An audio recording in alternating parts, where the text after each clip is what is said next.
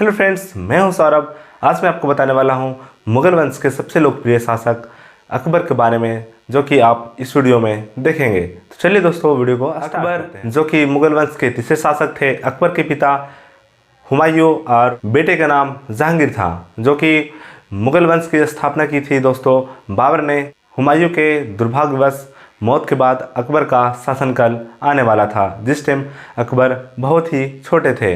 अकबर का पूरा नाम शहंशाह जलालुद्दीन मोहम्मद अकबर था और अकबर के छोटे का नाम जलाल था। बचपन में इन्हें अकेले रहना पड़ा, जिसके कारण वो अनपढ़ रह गए। लेकिन वजूद ये था दोस्तों कि अनपढ़ रहने के बावजूद भी ये अपने प्रजा को नहीं चाहते थे कि प्रजा भी हमारे अनपढ़ रहे और फिर उनको भी शिक्षा की नींव नहीं दिख पाए। इसलिए अकबर अपने राजमहल में एक बहुत ही बड़ा पुस्तकालय की स्थापना की थी, जिसमें 24,000 पुस्तकें रखी गई थी, जो कि अलग अलग विषयों पे, अलग अलग टॉपिक पे रखी गई थी। और वहाँ पे राजमहल में बहुत सारे शिक्षक भी रखे थे, जो कि शिक्षा देते थे, जो कि पढ़ाते थे जनता को। दोस्तों, अकबर पूरे मुगल वंश के सबसे सफल इसलिए शासक कहे जाते हैं क्योंकि वो अलग अलग जगह पे सबसे ज़्यादा जीत हासिल करने वाले सबसे पहले राजा थे, जो कि मुगल वंश के थे। अकबर ने सबसे पहले युद्ध की शुरुआत राजस्थान के आमेर ज़िले से स्टार्ट की, जो कि उन्हें बिना लड़े ये जीत हासिल हो गई थी, जिसके चलते उस टाइम आमेर के राजा भारमल की बेटी जोधाबाई से उनका निकाह हो जाता है, विवाह हो जाता है। दोस्तों, बहुत ही बड़ी प्रेम कहानी अकबर और जोधाबाई के बीच में रहता है, जो कि आप जोधा अकबर पिक्चर में देख चुके होंगे या फिर और आप इतिहास के पन्नों में ज़रूर देख चुके होंगे। दोस्तों, भले ही अकबर अलग अलग जगहों पे जीत दर्ज कर लिए थे, बहुत ही उपलब्धियां हासिल कर लिए थे, इनके बावजूद वहाँ के राजा जो होते थे, जहाँ पे जीत दर्ज करते थे, जो कि विरोधी पार्टी उनका हुआ करती थी, उनको उनकी राज वापस कर देते थे और वहाँ की प्रजा के ना ही कोई कष्ट होता था, ना ही उनको द्वेष की भावना से अकबर देखते थे। जब भी लड़ाई करते थे, बस एक सिस्टम, उनका एक परिवेश था कि आप अगर हमसे हार गए हैं तो आपका जो पूरे राज्य का कर होगा वो मैं वसूल के मेरे पास आना चाहिए। एक सिस्टम था दोस्तों कि अगर वो अकबर किसी को हरा देते, उनको राज वापस कर देते थे, और बशर्ते ये था कि अकबर को उस राज्य की हर एक कर की सुविधा उनको मिल जाती थी, कर का सारा पैसा उनको मिलना चाहिए था। दोस्तों, अकबर बहुत ही मास्टरमाइंड था, अपने ज्ञान के प्रति बहुत ही चालाक था। वो राजपूत को राजपूत से ही लड़वा देता था और बीच में वो फायदा कमा जाता था। दोस्तों, आपको जानकारी हो कि अकबर जिस टाइम जोधाबाई से शादी की थी, उस टाइम उनके भाई मानसिंह भी उसके साथ उनके राज दरबार में आए थे, जो कि 9 रत्न में से एक रत्न ये भी थे, मानसिंह भी थे। मानसिंह एक राजपूत से आते थे तो उनको राजपूत के साथ लड़वा देते थे। एक बार उनको उदय सिंह के साथ लड़वाया था, महाराणा प्रताप के साथ लड़वाया था। तो दोस्तों, इससे पता चलता है कि अकबर कितना माइंडसेट थे, मास्टरमाइंड थे। वो राजपूत को राजपूत से ही लड़वा के बीच में अपना फ़ायदा कमा जाते थे, क्योंकि उस टाइम राजपूत की संख्या बहुसंख्यक थी। राजपूत वहाँ पे उनको दिक्कत पहुँचा सकते थे, उनको प्रॉब्लम में ला सकते थे।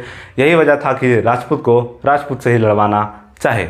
अकबर सारा राजस्थान तो जीत लिए थे, लेकिन एक जगह थी दोस्तों, मेवाड़ महाराजा महाराणा प्रताप की, जो कि वहाँ पे उनको बहुत ही प्रॉब्लम हुआ। उनको घुटने टेकने तक की समय आ गई, जो कि महाराणा प्रताप उनको बहुत ही खराब परिस्थिति में पहुँचा दिए थे।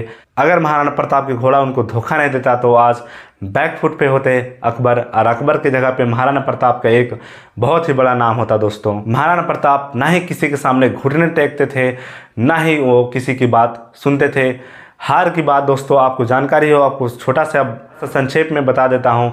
वो अकबर से हार के बाद चले गए थे जंगल में, जंगल की भूसी रोटियों को खाए थे, उनको घास खाना पड़ा था, और उनको अकबर ने बुलाया था कि आप हमारे राज्य में आ जाइए, आपको सर सुविधाएं हर प्रकार का दी जाएगी, आपको रिस्पेक्ट से रखा जाएगा। लेकिन वो किसी के सामने झुकना नहीं जानते थे, वो नहीं आए और वहीं पे अपना जान त्याग दिए।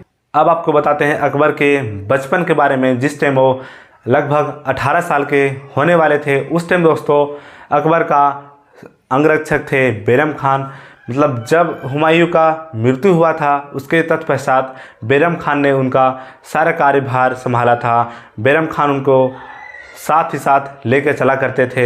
बैरम खान उनका सारा कार्यभार संभालते थे। गुप्त सूचना के अनुसार अकबर ने पाया कि बैरम खान को घमंड हो गई है और बैरम खान हमारे प्रति कुछ साजिश रचने की कोशिश कर रहा है। अगर अकबर उस वक्त इस बात को उठाते तो उन्हें मरने की भी नौबत आ सकती थी। इसलिए अकबर ने सोचा हम इनको कोई भी बहाना बना के यहाँ से दिल्ली जाएंगे और दिल्ली से अनाउंस कर देंगे कि हम ही शासक हैं, हम ही राजा हैं और बैरम खान कुछ भी नहीं है। तो दोस्तों अकबर ने वैसा ही किया। बैरम खान को शिकार के बहाने कि मैं शिकार करने जा रहा हूँ और दिल्ली में जाके अपना अनाउंस कर दिया। और इधर बैरम खान युद्ध की तैयारी में लगा हुआ था, लेकिन उसे अकबर ने आगे से उसे बैकफुट पे ला दिया, घुटने पे ला दिया और बैरम खान उनके प्रति आगे झुक गए। तो दोस्तों हालांकि बैरम खान का एक ऐसा नज़रिया नहीं था कि अकबर को नीचा दिखाना है।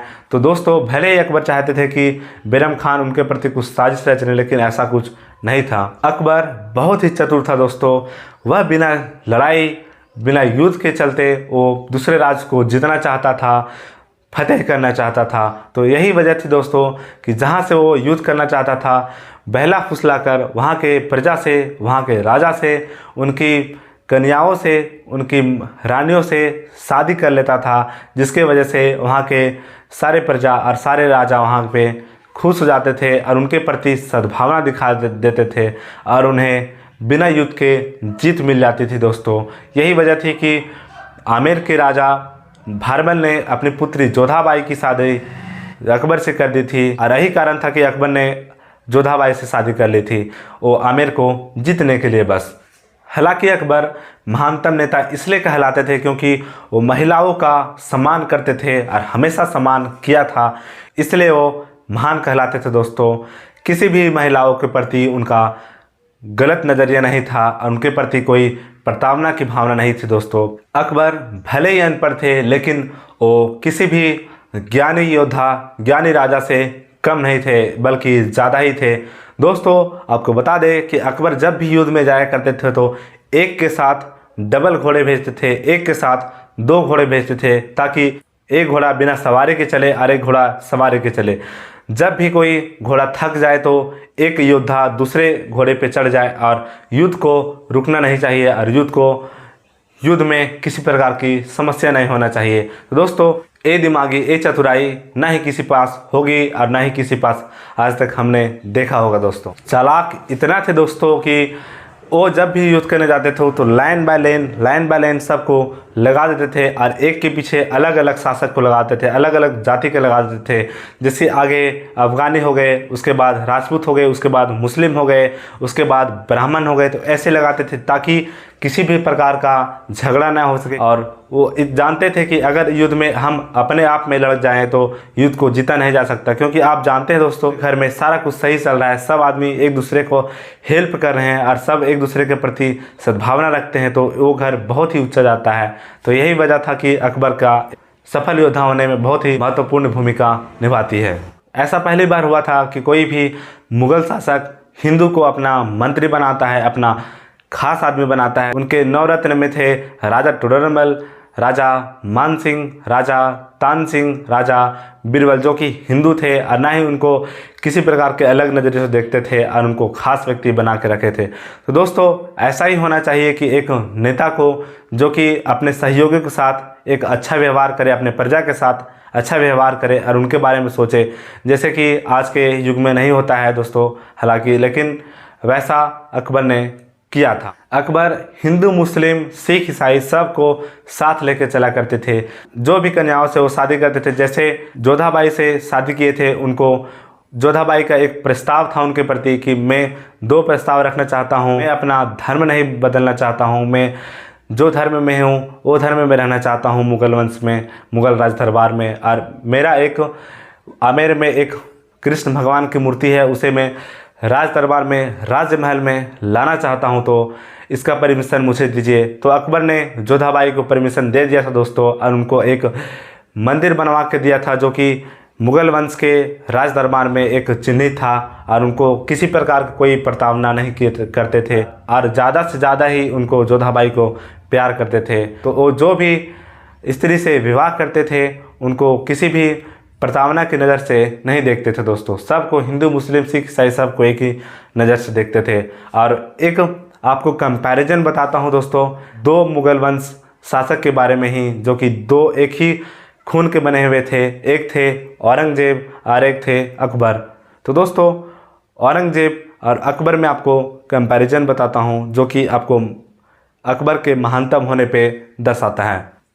अकबर को हीरो कहा जाता है दोस्तों और औरंगजेब को विलेन कहा जाता है, जो कि एक बहुत ही कष्टदायी राजा था। दोस्तों अकबर ने अपने पिता हुमायूं के लिए हुमायूं टोन बनवा दिया था और वही औरंगजेब ने अपने पिता को जेल में डलवा दिया था और उन्हें प्रताड़ना देते थे। अकबर सारे टैक्स को हटवा दिए थे जो कि धर्म के प्रति था। जो भी व्यक्ति गंगा स्नान करने जाता था उन्हें वहाँ पे टैक्स देना पड़ता था, जो कि अकबर ने हटा दिए थे। लेकिन औरंगजेब ने उस टैक्स को वापस कर दिया था और उससे ज़्यादा टैक्स को वसूलने लगा था।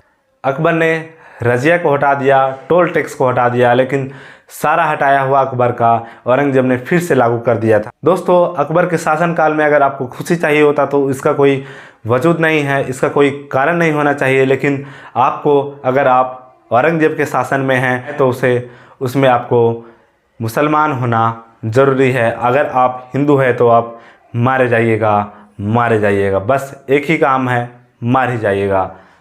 अकबर की उपलब्धियां थी दोस्तों जो कि उस टाइम बहुत ही इम्पोर्टेंट था, बहुत ही महत्वपूर्ण था उस टाइम लागू करना। प्रजा की सेवा करना चाहते थे, उनका भलाई करना चाहते थे। अकबर ने चाइल्ड मैरिज को हटवाया था। दोस्तों आपको जानकारी हो कि अकबर के शासनकाल में बचपन में ही किसी के साथ ज़बरदस्ती शादी हो जाता था, लेकिन अकबर ने उसे हटवाया था।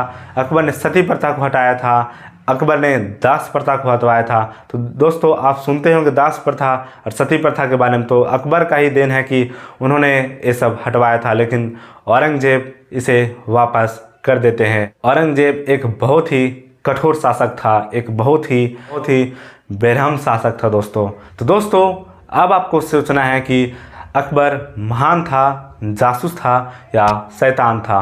मेरी तरफ से तो हम बोलेंगे कि अकबर महान योद्धा था दोस्तों। तो चलिए वीडियो को अंत करते हैं, मिलते हैं आपसे एक नए महत्वपूर्ण वीडियो पे। तब तक के लिए जय हिंद।